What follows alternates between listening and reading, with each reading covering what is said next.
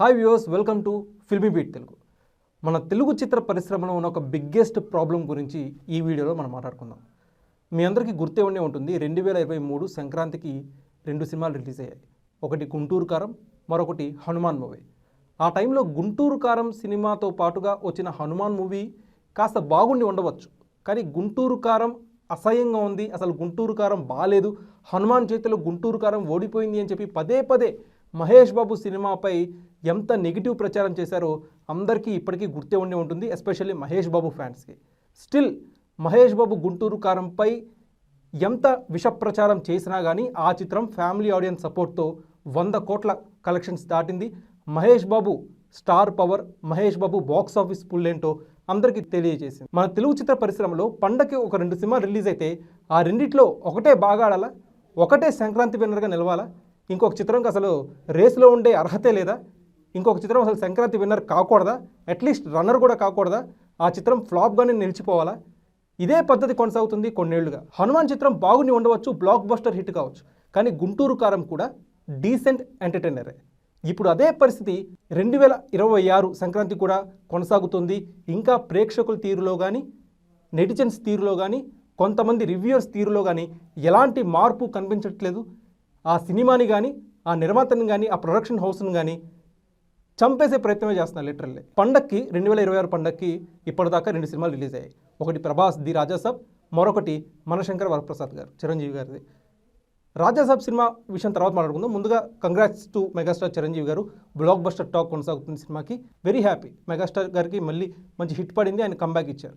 ఇక రాజాసాబ్ విషయానికి వద్దాం. నేను రాజాసాబ్ సినిమా చూశాను, డీసెంట్ మూవీయే. చాలామంది సోషల్ మీడియాలో రకరకాలుగా మాట్లాడుతున్నారు, కానీ సినిమా అంత తీసి పారేసిన మూవీ అయితే కాదండి. మంచి మూవీ, మంచి కాన్సెప్ట్. ప్రభాస్ కొన్ని సీన్స్లో అయితే అద్భుతంగా నటించాడు సినిమాలో, ఎస్పెషల్లీ సెకండ్ హాఫ్లో వచ్చే ఆ హాస్పిటల్ సన్నివేశంలో ఆ ఎపిసోడ్ అంతా కూడా ప్రభాస్ యాక్టింగ్ స్కిల్ ఏంటో ప్రతి ఒక్కరికి తెలియజేస్తుంది. కానీ సోషల్ మీడియాలో ఏమని ప్రచారం చేస్తున్నారు, అసలు Raja Saab cinema utter flop, disaster, Sankranti begin అవడమే ఒక ఫ్లాప్తో బిగిన్ అయిందని చెప్పి రకరకాలుగా వాళ్ళ యొక్క క్రియేటివిటీని బయటపడుతున్నారు ఈ సినిమాని చంపేయడానికి.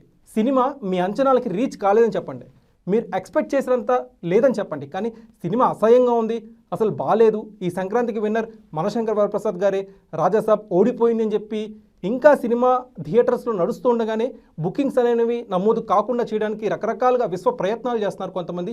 అది ఇక్కడితో ఆపేస్తే బాగుంటుంది, ఎందుకంటే రాజాసాబ్ సినిమా 200 కోట్ల కలెక్షన్స్ దిశగా అడుగులు వేస్తుంది. అంటే ఈ చిత్రానికి ఇంకా సపోర్ట్ లభిస్తుంది, అంటే ఇంకా ఈ చిత్రానికి మద్దతు రోజు రోజుకి పెరుగుతుంది. బుకింగ్స్ కొనసాగుతున్న వేళ కూడా ఇంకా రాజాసాబ్ సినిమా ఓడిపోయింది, చిరంజీవి గారి సినిమా వచ్చి రాజాసాబ్ సినిమాని తొక్కేసింది, పండగ విన్నర్ చిరంజీవి గారే, రాజాసాబ్ ఇంకా క్లోజ్ అయిపోయింది, చాప్టర్ క్లోజ్ అయిపోయింది అని చెప్పి అలాంటి ఆర్టికల్స్ ఎందుకు రాస్తున్నారు, అలాంటి పబ్లిక్ టాక్ ఎందుకు పబ్లిష్ చేస్తున్నారు, ఇంకా థియేటర్స్లో నడుస్తున్న సినిమాని ఎందుకు చంపేస్తున్నారు?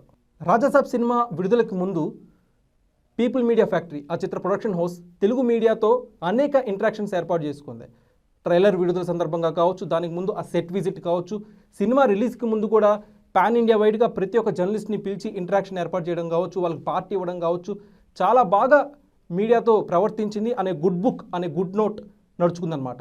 కానీ సినిమా రిలీజ్ అయిన తర్వాత కొన్ని మీడియా హౌసెస్ రాజాసాబ్ సినిమాని ఎంత చంపేయాలో అంత చంపేసాయి. మినిమం రేటింగ్ కూడా ఇవ్వలేదు. సినిమాలో కొన్ని పాజిటివ్స్ని ప్రస్తావించకుండా నెగిటివ్స్ని హైలైట్ చేస్తూ ఇది రాజాసాబ్ కాదు, బోరింగ్ సాబ్ అని చెప్పి రకరకాలుగా వాళ్ళ యొక్క హెడ్లైన్స్ కోసం సినిమాని చంపేశారు.